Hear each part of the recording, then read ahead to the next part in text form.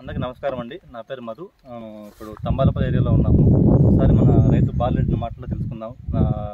Company product వాడారు విసోగ్రో అనేసి, అవి ఏ విధంగా వర్క్ అయింది ఏంది ఒకసారి తెలుసుకుందాం. ఇప్పుడు మీ పేరు ఏం పేరేనా? నా పేరు బాలరెడ్డి సార్. అన్న, ఇప్పుడు మీరు ఎప్పుడు విసోగ్రో వారం క్రితం ముందు వదిలినాం సార్. వదిలినాక ఎట్లుంది? వదలకుండా ఎంత? వదలక ముందు అయితే పిల్లకలు లేవు సార్. వదిలినాక పిల్లకలు బాగా చెట్టుకి 5-6 వదిలినాయి, బాగా మోసి వచ్చింది సార్.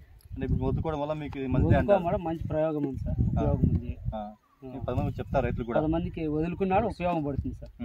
డోస్ ఎంత వదిలేరన్నా?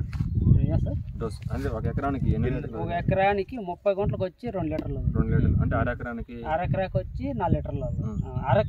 ఎకరాకు వచ్చి 4 లీటర్లు. రిజల్ట్ అయితే బాగుంది. రిజల్ట్ అయితే సూపర్ గా. మీరు అంతకు ముందు వేరే యూరియా గానీ వాడతారు కదా, దానికి దీనికి వేరియేషన్ దీనికి బాగుంది. ఎన్ని రోజుల్లో మీకు రిజల్ట్ పడిందన్న? మాకు వారంలో తెలిసింది. వారంలోనే పడింది.